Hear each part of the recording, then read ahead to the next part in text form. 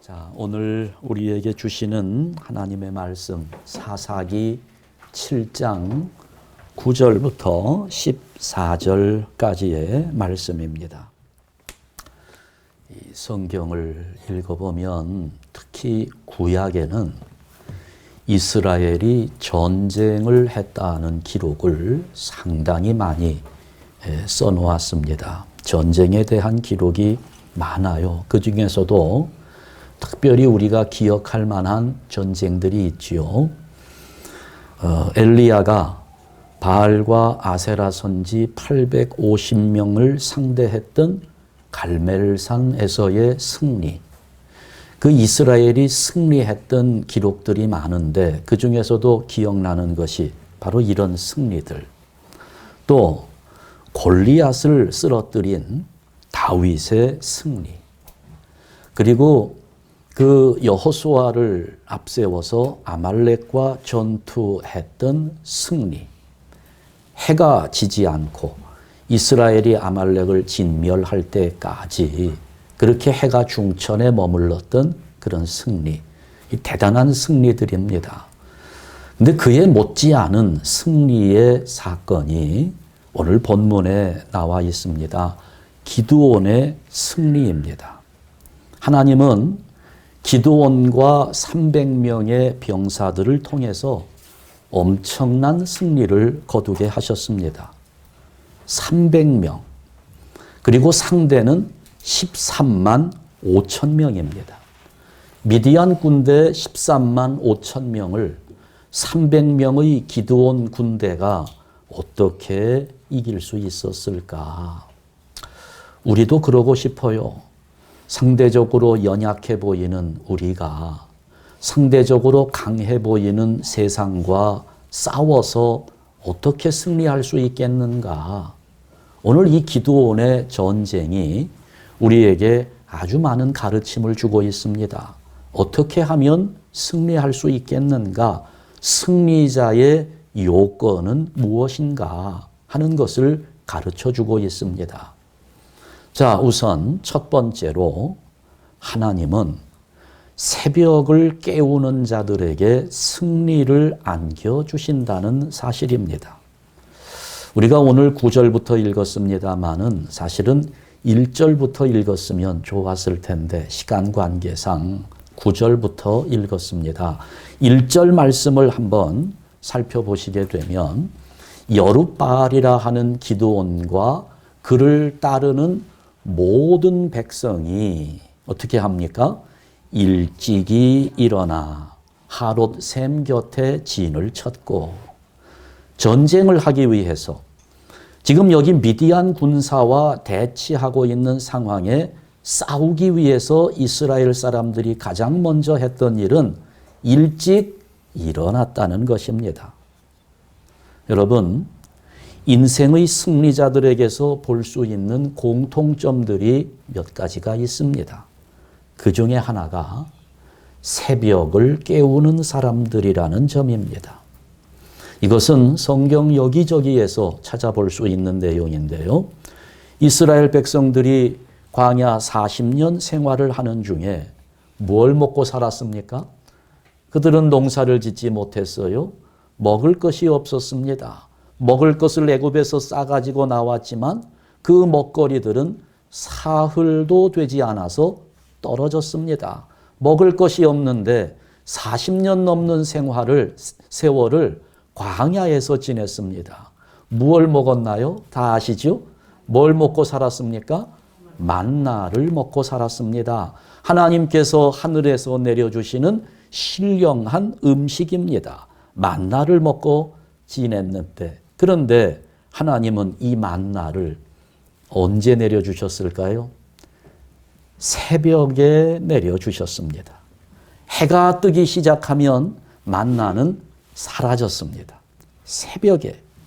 그러니까 새벽에 일어나지 않으면 만나를 먹을 수 없었습니다. 굶어 죽지 않으려면 새벽에 일어나야 했는데 이 말은 다른 각도에서 살펴볼 때 이스라엘은 40년 동안 새벽에 일어나는 훈련을 받았다는 것입니다. 40년 광야 생활하면서 이스라엘 백성들은 새벽에 일어나야만 만나를 얻을 수 있었고 그 만나를 통해서 생명을 유지할 수 있었던 것입니다. 여러분, 또 하나님은 모세를 통해서 홍해바다를 가르셨습니다. 근데 홍해바다를 가르실 때에도 하나님은 밤새도록 동풍을 불게 하셔서 새벽에 바다가 갈라지는 역사를 일으키셨습니다. 그러니까 이 새벽 시간은요, 우리에게 양식이 제공되는 시간이고 하나님의 기적적인 역사가 일어나는 시간이라는 겁니다. 또 아브라함이 이삭을 번제로 하나님께 드리기 위해 모리아산으로 출발할 때에도 아침 일찍 일어나서 출발합니다. 우리가 하나님 앞에 헌신하는 것도 이른 시간에, 아침 시간에 헌신하는 것을 하나님은 기뻐하신다는 겁니다. 여호수아가 이스라엘 백성들을 이끌고 가나안 땅에 들어갈 때 요단강이 갈라집니다. 마른 땅을 밟고 건넙니다. 그때에도 아침에 일찍 일어나서 요단강의 마른 땅을 밟고 건너가는 하나님의 역사를 체험했습니다. 여러분, 이런 성경의 모든 일들, 이런 것들을 종합해 보면 이런 결론이 나올 수 있어요. 하나님은 일찍 일어나 헌신하는 백성들에게 은혜와 기적을 허락하신다는 겁니다. 다윗은 고백하죠. 내가 새벽을 깨우리로다. 여러분, 우리는 새벽을 깨우는 자가 되어야 합니다. 다른 말로 하면 시간을 다스리는 자가 되어야 한다는 말입니다. 새벽 시간을 다스리는 성도는 그날의 싸움에서 승리할 수 있는 것입니다.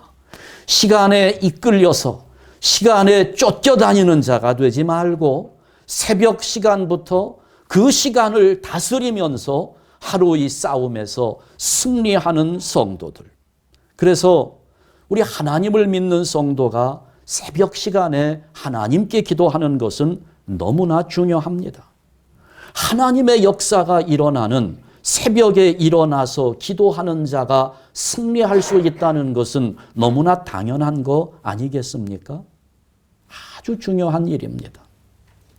제가 청년들을 가르칠 시절에 그 청년들의 가장 큰 문제는 결혼 문제였습니다. 그래서 한 번은 그런 프로그램을 했어요. 나의 배우자를 위해서 하나님께 기도문을 작성하는 시간을 가졌습니다. 그랬더니 청년들이 나에게 이런 배우자를 주옵소서, 여러분 같으면 지금 인생을 살 만큼 사셨으니까 뭐라고 쓰시겠습니까? 여러분 배우자 어땠으면 좋을 것 같아요? 네. 제 아내한테 물어보려고 했는데 겁이 나서 못 물어보겠습니다. 저와 반대되는 것만 얘기할까 봐. 네. 그런데 그 기도 제목 중에 아주 재미있는 기도 제목이 하나 있어서 아직까지도 잊혀지지 않습니다. 한 청년이 그렇게 썼어요. 하나님, 평생토록 새벽 기도회에 같이 갈 수 있는 배우자를 허락하여 주시옵소서. 이런 기도 제목을 봤습니다. 근데 여러분 생각해 보니까 그래요. 새벽 시간에 함께 새벽 기도회에 나가 기도할 수 있는 배우자라면 더 볼 것이 없을 것 같아요. 만점을 줘도 괜찮을 것 같습니다. 우리가 자식들에게 많은 것을 물려주고 싶은 마음이 있지만 자식들에게 물려줄 수 있는 최고의 유산은 새벽입니다. 새벽에 깨는 훈련을 시켜놓으면 우리의 자식들은 절대 망하는 일은 없을 것입니다. 새벽 훈련을 시켜주어야 해요. 그러니 여러분, 우리 기도 제목도 그 청년의 기도 제목을 본받아서 그런 기도의 제목을 하나님께 드리면 좋겠어요. 하나님, 평생 새벽을 깨우는 자, 시간을 다스리는 자, 새벽을 깨우는 가문이 되게 하여 주옵소서. 우리 교회가 새벽을 다스리며 세상을 일깨우는 교회가 되게 하여 주시옵소서. 여러분, 이것이 오늘 우리 교회의 기도 제목이 되어야 하는 겁니다. 우리 교회가 창립을 기념하면서 일주일 동안 특별 새벽 기도회를 계획하는데 생각해 보면 참 저는 마음이 약해서 여러분 다 나오라고 말하고 싶지만 세상 사는 게 힘들잖아요. 피곤해요. 할 일이 많습니다. 그 아침부터 일어나서 교회 가서 기도하고 해야 할 일들 다 감당하면 하루 종일 녹초가 되고 너무 힘이 드는데 여러분, 그런데 힘들어도 한번 해봅시다. 지금까지 한 번도 새벽기도 안 해봤고 아마 여러분 마음에 그런 결정을 하셨는지도 몰라요. 나는 주일 예배는 빠짐없이 나가겠지만 새벽기도는 안 나간다. 마음의 결단을 하신 분들도 이번에 한번 바꿔보십시오. 한번 시작해 봅시다. 어렵지만 어려운 일들 너무 많을 거예요. 세상은 우리가 그렇게 하는 일 절대 기뻐하지 않습니다. 하다못해 아니 이렇게 주일날 예배 드리려고 하는데도 이렇게 길을 다 막아놓고 교회 오는 길을 얼마나 힘들게 만듭니까? 그럼에도 여러분들 이렇게 나오신 거 보니까 여러분들이야말로 승리자라고 하는 사실이 저는 확신이 들어요. 승리하신 겁니다. 여러분, 새벽 시간에도 우리 함께 승리를 맛보고 새벽에 하나님께 기도하면서 역사를 일으키시는 하나님의 기적, 하나님의 응답을 새벽 시간에 함께 체험할 수 있게 되기를 간절히 바랍니다. 우리 다 함께 한번 동참해 봅시다. 굳게 마음 먹고 힘들어도 피곤해도 한번 좀 다 나와서 같이 기도할 수 있기를 바랍니다. 두 번째로 하나님은 겸손한 자들에게 승리를 주신다는 겁니다. 겸손한 자들에게 하나님은 승리할 수 있도록 인도해 주세요. 우리가 다윗을 잘 알고 있습니다. 다윗이 범죄한 내용들 우리가 알고 있잖아요. 다윗이 무슨 죄를 저질렀습니까? 밧세바와 간음을 했습니다.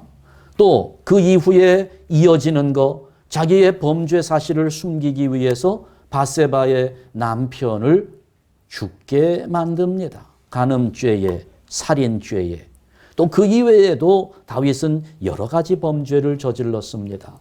그 중에서 다윗이 저지른 범죄 중에 가장 큰 죄가 어떤 죄라고 생각합니까? 어떤 죄가 하나님 앞에 가장 큰 죄였을까요? 보통은 밧세바와 간음한 것을 가장 큰 죄라고 생각합니다. 그래서 시편 51편 같은 데에도 다윗은 자기가 저지른 죄를 회개하면서 눈물로 하나님 앞에 회개합니다. 그러나 여러분, 성경의 시각대로 생각해 보면 밧세바와 간음한 사건보다도 더 큰 범죄가 사무엘하 24장에 나오는 인구조사였습니다. 인구조사한 것을 하나님은 큰 범죄로 생각을 했어요. 왜냐하면 그 범죄는 연약해서 지은 죄가 아니라 교만해서 지은 죄이기 때문입니다. 나타난 결과만 봐도 달라요. 밧세바와 간음을 한 결과 아이가 태어납니다. 하나님께서 다윗을 벌하시는데 그 아이의 생명을 거두어 가셨습니다. 한 명의 생명이 희생된 겁니다. 다윗이 범죄한 결과입니다. 인구조사는 다윗이 인구조사를 한 결과 백성들 가운데 7만 명이 죽습니다. 7만 명이 희생된 거예요. 다윗의 범죄 때문에 한 명이 희생되고 7만 명이 희생됐어요. 단순하게 산술적으로 보면 하나님께서는 그 간음죄와 인구조사를 한 죄가 몇 대 몇이에요? 7만 대 1. 인구조사한 죄가 7만 배 더 큰 범죄로 하나님은 생각한다는 겁니다. 왜요? 교만했기 때문에 그런 겁니다. 자기의 힘을 과시하기 위해서 인구조사를 했어요. 야, 내가 이룬 왕국이, 내가 다스리는 나라가 이렇게 많은 군사가 있고 이렇게 많은 국방력을 확보하고 있구나. 자기를 과시하고 싶은 교만함에서 죄를 저지른 그것을 하나님은 간음죄보다 7만 배나 더 크게 보고 있다는 겁니다. 여러분, 이렇게 죄는 두 가지 종류가 있어요. 연약해서 짓는 죄가 있고 교만해서 짓는 죄가 있습니다. 하나님은 이렇게 교만으로 지은 죄를 크게 보신다는 거예요. 예수님은 바리새인과 세리를 예로 들면서 설명했습니다. 둘 다 죄인입니다. 바리새인도 죄인이고 세리도 죄인입니다. 그런데 겉만 보고 말하자면 바리새인은 훌륭한 종교인들이었어요. 금식도 하고 11조도 잘하고 율법대로 살겠다고 발버둥 치는 사람들이었습니다. 그러나 그들이 왜 죄인이었는가? 그 속에 들어있는 교만 때문에, 교만이 제일 큰 죄였다는 겁니다. 세리를 보세요. 그런 불안당이 어디 있겠어요? 남을 등쳐먹고 사는 사람입니다. 나라와 민족을 팔아먹고 사는 매국노예요. 그러나 그 세리는 정말 파렴치한 범죄자이지만 연약해서 짓는 죄를 저지른 사람이에요. 회개합니다. 하나님 앞에서 겸손하니 회개하는 그의 겸손을 하나님께서 보시고 품어주시는 겁니다. 교만한 자들은 하나님이 물리치시고 겸손한 자들을 하나님은 받아주시는 거예요. 베드로전서 5장 5절 말씀, 여러분 아주 중요한 말씀입니다. 다 같이 읽습니다. 하나님은 교만한 자를 대적하시되 겸손한 자들에게는 은혜를 주시느니라. 아멘. 여러분 보세요. 우리가 살면서 어느 누군가와 원수가 되었다고 하면 얼마나 힘듭니까? 누군가와 원수가 되었으면 그 사람과 만나는 자리도 너무 불편하고요. 함께 하기도 싫어지고 아주 삶이 너무너무 피곤해집니다. 어떤 한 사람하고 원수만 돼도 삶이 그렇게 힘이 드는데 지금 어때요? 누가 대적한다고요? 하나님이 대적하신다는 겁니다. 야, 이게 세상의 원수가 되어도 살기가 힘드는데 하물며 하나님이 대적하신다면 어찌 살기를 바랄 수 있겠습니까? 그런데 그 하나님이 대적하는 자가 있다는 거예요. 누구를 대적한다고요? 교만한 자를 하나님은 대적하신다는 겁니다. 반면에 겸손한 자에게는 은혜를 주신다. 그러니 이 세상 최고의 은혜는 하나님 앞에서 겸손해지는 것입니다. 하나님은 겸손한 자에게 은혜를 부어주시는 분입니다. 사도 바울이 고린도후서 12장 7절에서 이런 고백을 합니다.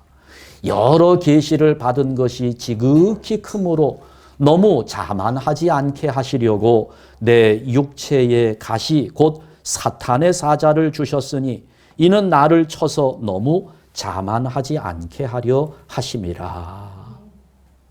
바울에게 하나님은 육체의 가시를 주셨는데 너무 자만하지 않도록 그랬다는 겁니다.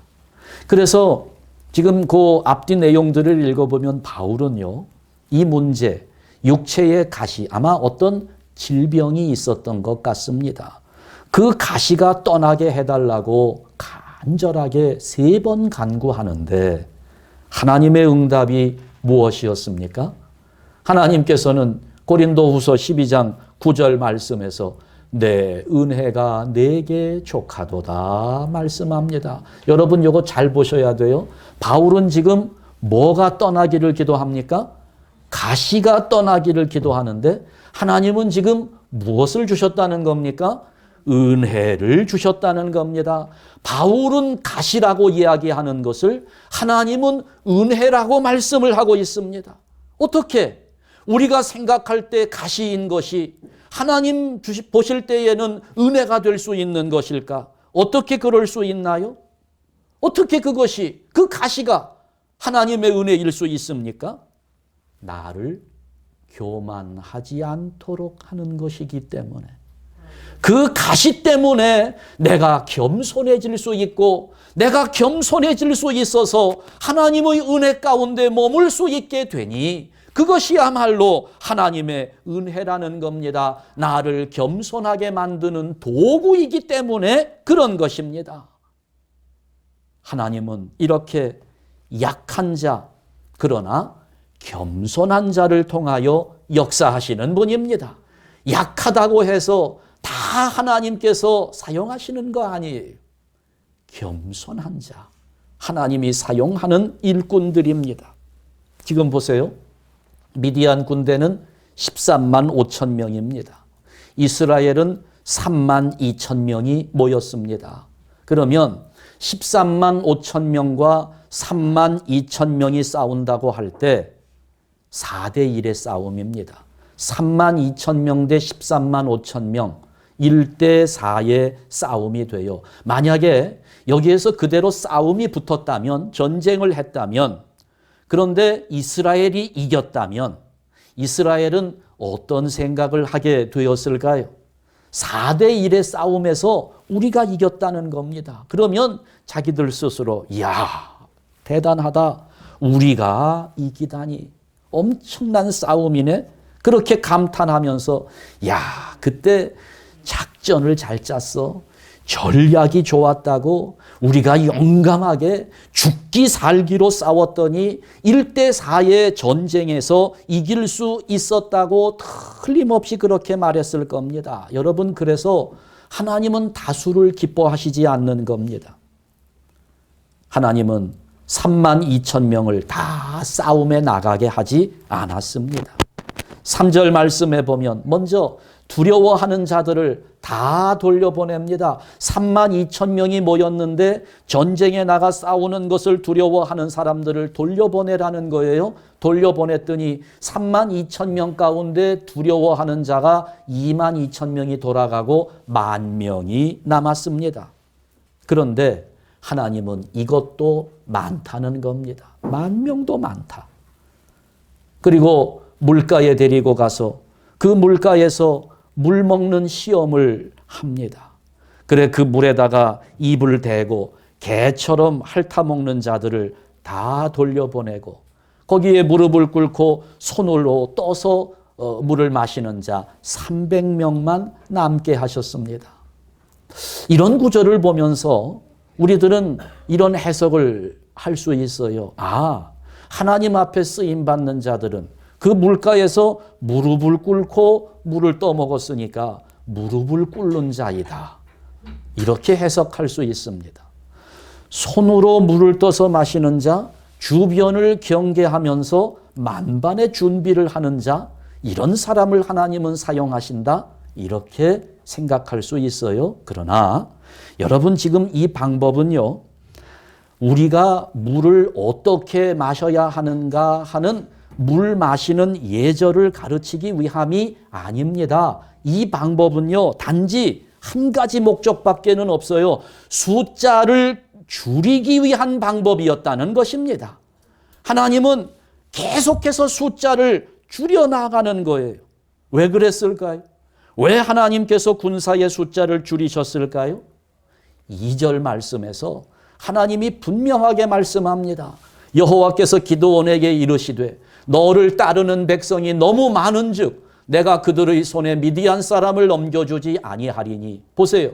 지금 상대할 군대는 13만 5천 명인데 이스라엘 군대는 3만 2천 명이 모였어요. 이 백성이, 이 군사가 많습니까? 적습니까? 우리가 볼 땐 적어요. 그런데 하나님은 너무 많다는 거예요. 이유는 뭐냐? 내가 이스라엘이 나를 거슬러 스스로 자랑하기를 내 손이 나를 구원하였다 할까 함이라. 싸워서 이기면 니들이 잘나서 이긴 것처럼 우리가 열심히 용감히 싸웠다고, 우리의 작전이 좋았다고 교만해질까 봐. 여기 지금 하나님께서 그 답을 말씀해 줍니다. 32,000명이 다 나가서 싸워 이기면 우리가 용감히 싸워 이겼다고 교만해질까 봐 하나님은 그것을 우려하셨기 때문입니다.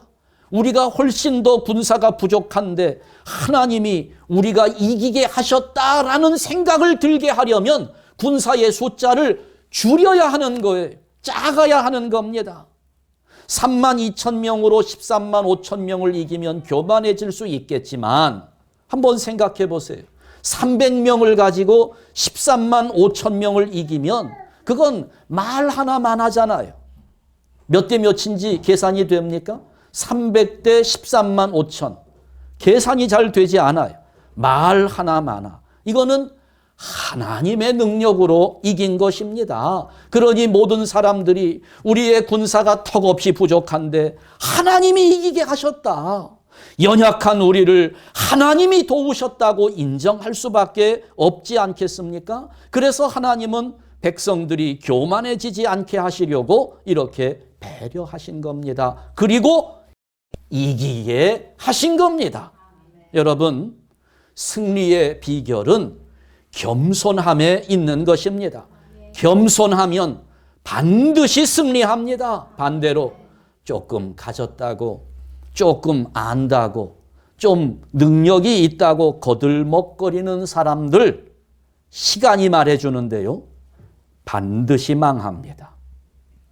교회도 우리 교회는 이렇게 크다. 우리 교회는 이렇게 많이 모인다. 자랑하기 시작하면 교인의 숫자가 우상이 됩니다. 어떤 분들은 우리 교회 교인이 너무 적다고 걱정하는 분들이 있어요. 그러나 여러분, 우리 분명하게 믿읍시다. 하나님의 일에는 32,000명이 다 필요하지 않습니다. 300명, 아니 30명만 있어도 하나님은 그 겸손한 30명을 통해서 얼마든지 큰 역사를 이루어 가실 수 있다는 사실을 믿으시기 바랍니다. 교회의 능력은 숫자에 달려있지 않습니다. 나 한 사람 얼마나 겸손하게 하나님 앞에 엎드리느냐에 달려있는 것입니다. 모든 것은 하나님이 하십니다. 우리는 하나님의 은혜만 기다립니다.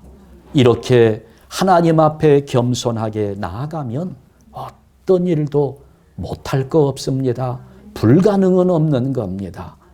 우리 한샘교회 성도 여러분들, 하나님 앞에 겸손할 수 있기를 주님의 이름으로 축원합니다. 세 번째 승리의 요건은 믿음입니다. 히브리서 11장 6절 말씀에 보면 우리가 하나님을 어떻게 기쁘게 할 수 있을까? 믿음이 없이는 하나님을 기쁘시게 하지 못하나니. 그러면 하나님을 기쁘시게 하려면 뭐가 있어야 된다는 말일까요? 믿음이 있어야 된다는 겁니다. 믿음을 가지고 있어야 돼요. 돈이 없어도, 능력이 없어도 믿음만 있으면 하나님을 기쁘시게 할 수 있는 겁니다.